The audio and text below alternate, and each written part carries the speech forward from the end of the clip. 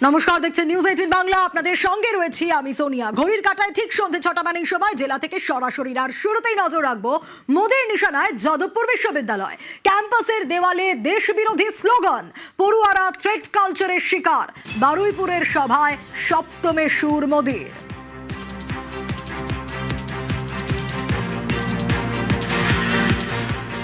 Jadavpur university का नाम दुनिया भर में सम्मान से लिया जाता था। इस कैंपस की नींव ही राष्ट्रवाद पर रखी गई थी, लेकिन आज यहां की स्थिति देखिए। कैंपस के अंदर धमकियां दी जा रही हैं, दीवारों पर देश विरोधी बातें लिखी जा रही है और छात्र अपनी पढ़ाई के बजाय सड़कों पर प्रदर्शन करने को मजबूर है। हम यहां अराजकता नहीं, एकेडमिक माहौल चाहते हैं। हम यहां धमकियां नहीं, संवाद चाहते हैं। जो सरकार अपने ही राज्य के सबसे बड़े शिक्षण संस्थान को नहीं बचा सकती, वो बंगाल का भविष्य क्या बचाएगी? बंगाल के नौजवानों का भविष्य क्या बचाएगी? ঠিক এভাবেই আজ বারুইপুরের সভা থেকে নিশানা করেছেন প্রধানমন্ত্রী। আমার সঙ্গে সোমরাজ রয়েছে, আরো বিস্তারিত জানাতে পারবে। সোমরাজ, প্রধানমন্ত্রী নরেন্দ্র মোদী তার নিশানায় স্পষ্ট যাদবপুর বিশ্ববিদ্যালয়। দেখো, যাদবপুর বিশ্ববিদ্যালয় বরাবরই একটা মুক্ত মনের জায়গা। অর্থাৎ বিভিন্ন ইস্যুকে সামনে রেখে যাদবপুর বিশ্ববিদ্যালয়ের ছাত্রছাত্রীরা তাদের মতামত প্রকাশ করেন। কখনো জাতীয় রাজনীতির প্রেক্ষাপটে, কখনো রাজ্য রাজনীতির প্রেক্ষাপটে। তুমি দেখেছো সাম্প্রতিক সময়ে জাতীয় রাজনীতির স্তরে বা রাজ্য রাজনীতির স্তরের একাধিক ইস্যুকে সামনে রেখে যাদবপুর বিশ্ববিদ্যালয়ের ছাত্রছাত্রীরা মিছিল করেন, অবস্থান কর্মসূচি করেন। অর্থাৎ বরাবরই যাদবপুর বিশ্ববিদ্যালয়ের পড়ুয়ারা বিভিন্ন ইস্যুকে সামনে রেখে তাদের অবস্থানকে স্পষ্ট করে। যাদবপুর বিশ্ববিদ্যালয় নিয়ে আজ প্রধানমন্ত্রী নরেন্দ্র মোদী যে বক্তব্য রেখেছেন তা নিয়ে ছাত্রছাত্রীদের মধ্যে তীব্র প্রতিক্রিয়া তৈরি হয়েছে। তার কারণ, ছাত্রছাত্রীরা বলছেন যে অতীতেও যাদবপুর বিশ্ববিদ্যালয়কে বারবার টার্গেট করেছে বিজেপি। বিশেষ করে হোক কলরব আন্দোলন 2014 সালের থেকে শুরু করে বর্তমানে যাদবপুর বিশ্ববিদ্যালয়ের বিভিন্ন ইস্যুকে সামনে রেখে যাদবপুর বিশ্ববিদ্যালয়কে টার্গেট করেছে বিজেপি। আর সেই জায়গা থেকেই প্রধানমন্ত্রী নরেন্দ্র মোদীর যে বক্তব্য আজ বারুইপুরের সভা থেকে, তা নিয়ে শুধুমাত্র যাদবপুর বিশ্ববিদ্যালয়ের ছাত্রছাত্রী নয়, প্রাক্তনীদের মধ্যে থেকেও নিন্দার ঝড় উঠে আসছে। মমতা বন্দ্যোপাধ্যায় ইতিমধ্যেই সোশ্যাল সাইটে পোস্ট করে প্রধানমন্ত্রী নরেন্দ্র মোদীর কড়া সমালোচনা করেছেন। তার কারণ, যাদবপুর বিশ্ববিদ্যালয় শুধুমাত্র রাজ্যের গর্ব। একেবারে সোমরাজ, একেবারে ঠিক তুমি যে কথা বলছিলে, মোদীর যাদবপুর মন্তব্যের কড়া নিন্দায় মমতা বন্দ্যোপাধ্যায়। মেধাবী পড়ুয়াদের নিয়ে মোদীর মন্তব্যের নিন্দা। নরেন্দ্র মোদীকে খোলা চিঠি মমতা বন্দ্যোপাধ্যায়। ছাত্র আন্দোলন গণতন্ত্র বিরোধী হতে পারে না, খোলা চিঠিতে মোদীর মন্তব্যের সমালোচনা মমতা বন্দ্যোপাধ্যায়ের।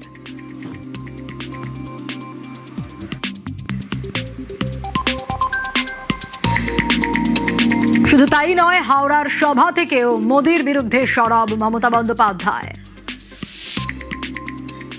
একটা প্রধানমন্ত্রী আজকে যাদবপুর ইউনিভার্সিটির স্টুডেন্টদের যে ভাষায় আক্রমণ করেছেন, আমি মনে করি ছাত্র সমাজ, যুব সমাজের প্রতিবাদ করা উচিত। আমাদের ছাত্রছাত্রীরা আমাদের গর্ব। বলছে ওখানে নাকি নৈরাজ্য চলছে। তুমি এক পয়সাও যাদবপুর ইউনিভার্সিটিকে দিয়েছো? তুমি কি জানো যাদবপুর ইউনিভার্সিটি নাম্বার 1 র্যাঙ্কে আছে? মাথায় রেখে দিও। কখনো ছাত্রছাত্রীদের অ্যাটাক করছো, কখনো মা বোন নাকি রাস্তায় হাঁটতে পারে না বলছো। প্রশ্ন করলেই আক্রমণ। প্রধানমন্ত্রীর মন্তব্যের সমালোচনায় যাদবপুরের প্রাক্তনী ও সিপিআইএম নেতা সুজন চক্রবর্তী।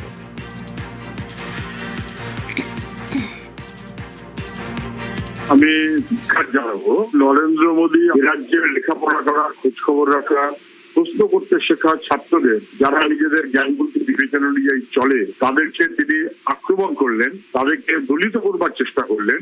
এটা প্রধানমন্ত্রী হিসেবে আমি মনে করি খুব নিন্দনীয় কাজ। উনি বিশ্ববিদ্যালয় কি বুঝবেন? যাদবপুর বিশ্ববিদ্যালয় ওয়ার্ল্ড র্যাঙ্কিং এ আছে, আমাদের দেশের র্যাঙ্কিং এ আছে। ছাত্র তারা প্রশ্ন করে, তারা প্রশ্ন করে জানতে চায়, এটাই তো হবার কথা। তিনি কি করে বুঝবেন? তার ডিগ্রিটা যাও। যাদবপুর বিশ্ববিদ্যালয় এবং ছাত্রদেরকে ভয় পান মোদীজি। আজ কথার মধ্য দিয়ে তা স্পষ্ট হলো। এ রাজ্যের ছাত্ররা তার সমুচিত জবাব দেবে। ভোটের বদলে আজাদি প্রতিশ্রুতি।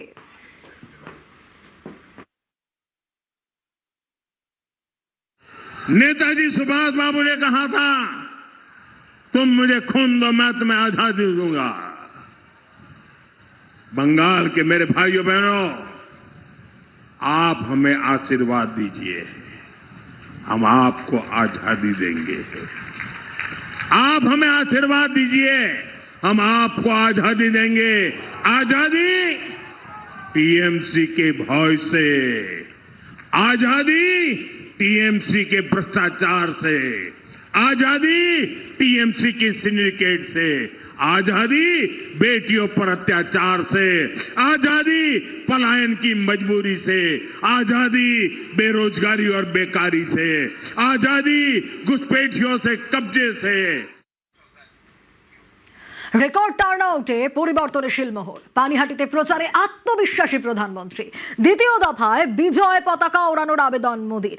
21-এর অর্ধেক সিটও পাবে না বিজেপি। প্রথম দফার ভোট শেষে পাল্টা চ্যালেঞ্জ মমতার।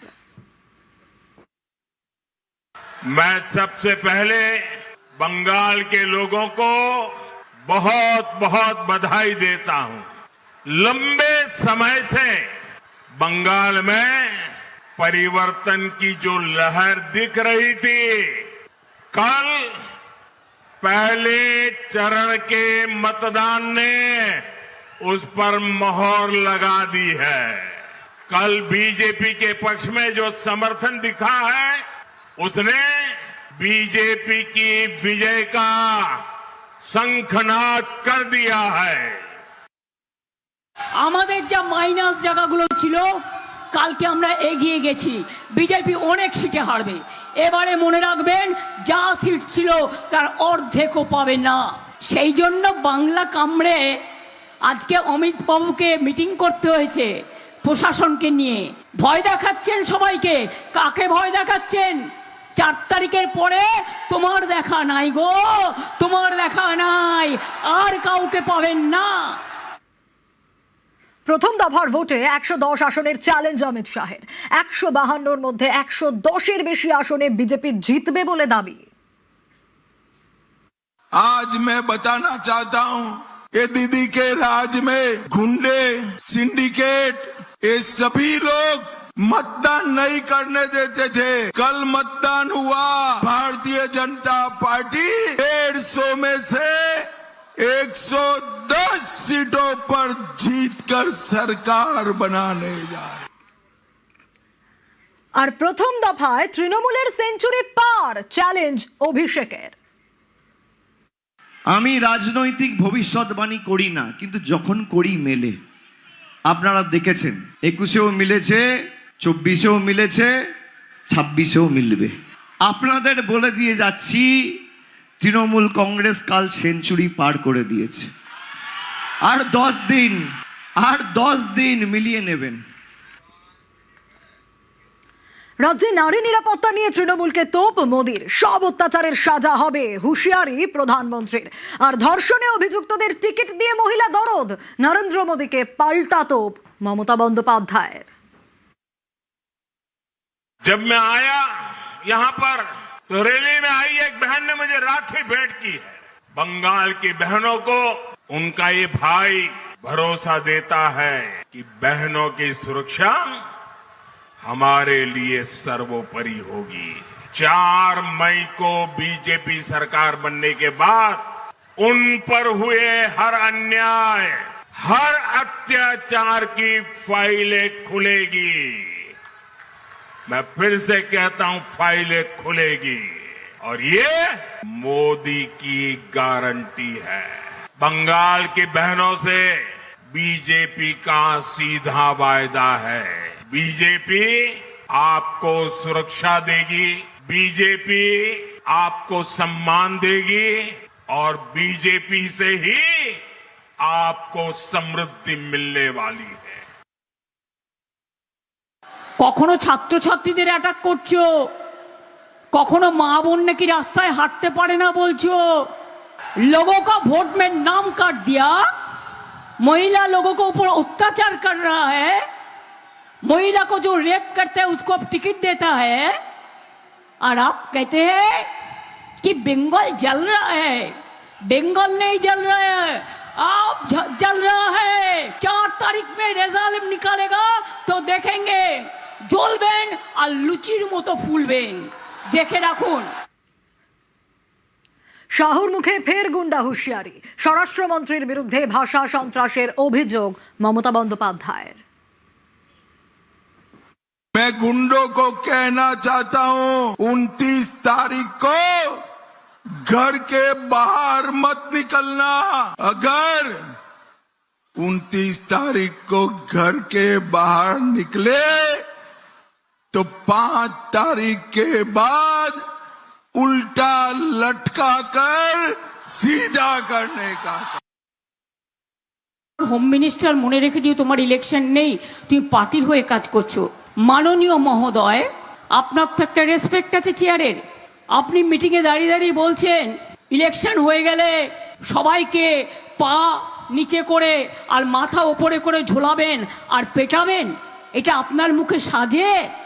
এত কথা বাজে, এত খারাপ ভাষায় কথা বলতে পারেন, এত নির্লজ্জ কথা বলতে পারেন? একটা মানুষকে বলছেন আগে থেকেই জিতবেন না তো বিজেপি বাংলা কোনোদিনও জিন্দেগি মে দখল করনে নেই সকেগা।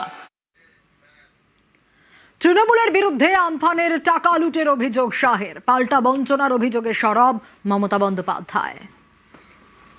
सुंदरवन में अम्फान तूफान के मोदी जी ने हजारों करोड़ भेजा है।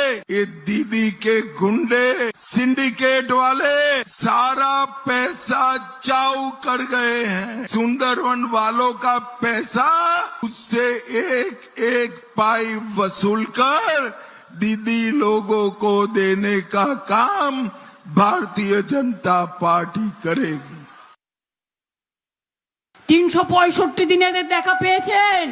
সাইক্লোন হয়েছে, বন্যা হয়েছে, ভাঙন হয়েছে, কোভিড হয়েছে, কেউ ছিল না। আমি রাস্তায় রাস্তায় ঘুরে বেড়িয়েছি, নিজের জীবনের পরোয়া করিনি, মানুষকে বাঁচিয়েছি। গতকাল ছিল প্রথম দফার ভোট। প্রথম দফার ভোটে শান্তি, ভোটের পরে অশান্তি। নন্দীগ্রাম থেকে সাঁইথিয়া, জায়গায় জায়গায় তৃণমূল বনাম বিজেপি। আর কোচবিহারেও হাতাহাতির খবর। দ্বিতীয় দফার ভোটের আগে ভাতারে গোলমাল।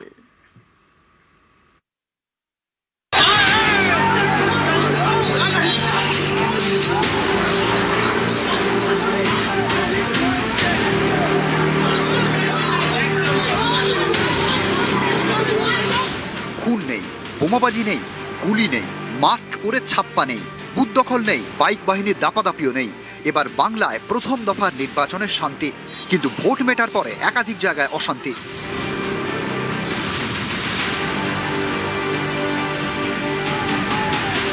পূর্ব মেদিনীপুরে নন্দীগ্রাম, ভোট শেষে অশান্তি। বৃহস্পতিবার রাতে সোনাচূড়ায় গিয়ে বিক্ষোভের মুখে পড়েন নন্দীগ্রামের তৃণমূল প্রার্থী পবিত্র কর। আবার মোহাম্মদপুরে বিজেপির এজেন্টকে আটকে রাখার অভিযোগে তুলকালাম।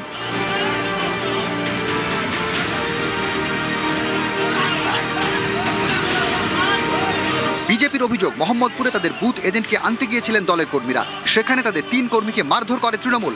পাল্টা রাস্তায় টায়ার জ্বালিয়ে অবরোধ করে বিজেপি। বিজেপির অভিযোগ মানতে নারাজ তৃণমূল।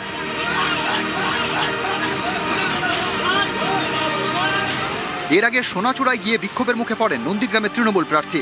ভোটের দিন সকাল থেকে প্রভাব খাটানোর অভিযোগে প্রায় 1.5 ঘন্টা পবিত্র করকে ঘেরাও করে রাখা হয়। তৃণমূল প্রার্থীকে লক্ষ্য করে স্লোগান দেয় বিজেপি। শেষমেশ পবিত্র করকে উদ্ধার করে কেন্দ্রীয় বাহিনী ও পুলিশ। ওখানে পোলিং এজেন্ট বসতে দিত না, এর আগে কোনোদিন পোলিং এজেন্ট বসে না। এখন পোলিং এজেন্ট এবারে বসিয়েছি এবং সেখানে শেষমেশ নির্বিঘ্নে নির্বাচনটা সম্পূর্ণ করে পোলিং এজেন্ট বেরিয়ে এসেছিল, তখন তাকে মারধর করে। সোনাচূড়ার সাউথখালীতে তৃণমূল কংগ্রেসের প্রার্থীকে 2 ঘন্টা আটকে রেখে সাধারণ মানুষ বিক্ষোভ দেখিয়েছে। কোচবিহারের মাথাভাঙাতেও ভোটের পরে অশান্তি। বাড়ি ফেরার পথে ভাঙা মোড়ে তৃণমূল কর্মীকে বেধড়ক মারা হয়, ভর্তি করতে হয় হাসপাতালে। বিজেপির বিরুদ্ধে মারধরের অভিযোগ তৃণমূলের, মানতে নারাজ গেরুয়া শিবির।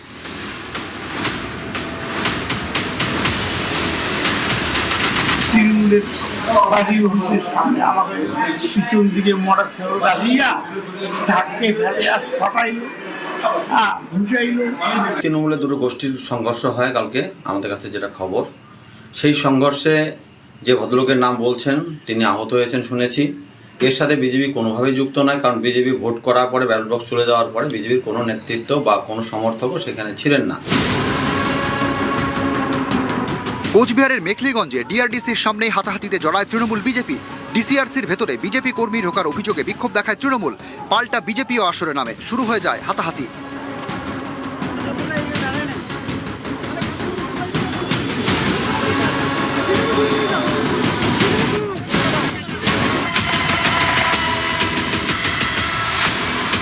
প্রথম দফার ভোটের পরে অশান্তি বীরভূমের সাঁইথিয়াতেও। বৃহস্পতিবার রাতে বিজেপির পোলিং এজেন্টকে মারধর করা হয়। বিজেপির অভিযোগ তৃণমূলের বিরুদ্ধে, যা তৃণমূল মানতে নারাজ। তাদের দাবি বিজেপি হামলা চালিয়েছিল। পূর্ব বর্ধমানের ভাতার 29 এপ্রিল শেষ দফায় ভোট। ভোটের আগে ভাতারে গোলমাল। বৃহস্পতিবার ওড়গ্রামে প্রচার সেরে বাড়ি ফেরার পথে বিজেপির বুথ সভাপতি ও তার স্বামীকে মারধরের অভিযোগ। বিজেপির অভিযোগ মানতে নারাজ তৃণমূল। নতুন গায়ে প্রচার করে আমার সন্ধ্যা হয়ে গেছিল, আমি বাড়ি যাচ্ছিলাম, কাগজপত্র নিয়ে সব ধরে আমাকে ওখান থেকে নিয়ে সব জলে ফেলে দেয়। তৃণমূলের লোকে। আসলে বিজেপি কর্মীরাই বাড়ি বাড়ি গিয়ে ফর্ম ফিল আপ করে টাকা দেওয়ার প্রলোভন দিচ্ছিল। সেখানে কিছু মানুষ তাদেরকে প্রশ্ন করে যে তোমরা সরকারে যেখানে আছো সেখানে তো দাও না, এখানে দেবে তার কি নিশ্চয়তা আছে? এই প্রশ্ন যারা তুলেছিল তাদের উপর বিজেপি কর্মীরাই হামলা করে, চড়াও হয়। নিউজ 18 বাংলা। গতকাল প্রথম দফার ভোট ছিল, আর প্রথম দফার ভোটে একেবারে চড়া রোদ ছিল। কিন্তু ওয়েদার আপডেট কি বলছে? দ্বিতীয় দফা বা শেষ দফায় কি হবে? 29 তারিখ হাওয়া বদল হতে পারে। হ্যাঁ, দক্ষিণবঙ্গে মেঘলা আকাশ, আর বিকেলে বৃষ্টির সম্ভাবনাও রয়েছে। বিকেল বা সন্ধ্যার দিকে বজ্রগর্ভমেঘ সঞ্চার হয়ে যে বজ্রবিদ্যুৎ সহ বৃষ্টিপাত এবং কোথাও কোথাও দমকা হাওয়া হতে পারে। কলকাতাতেও বৃষ্টির সম্ভাবনা কিছুটা রয়েছে। হালকা থেকে মাঝারি বৃষ্টিপাত, বজ্রগর্ভমেঘ সঞ্চার হয়ে কলকাতাতেও সম্ভাবনা রয়েছে। ঝড় হোক, বৃষ্টি হোক, তুফান হোক, যাই হোক, আমরা আমাদের গণতান্ত্রিক অধিকার প্রয়োগ করবো, আমরা ভোট দেবো। আমি তো দেবই, এবং সবাইকেই বলবো ভোটটা দিন।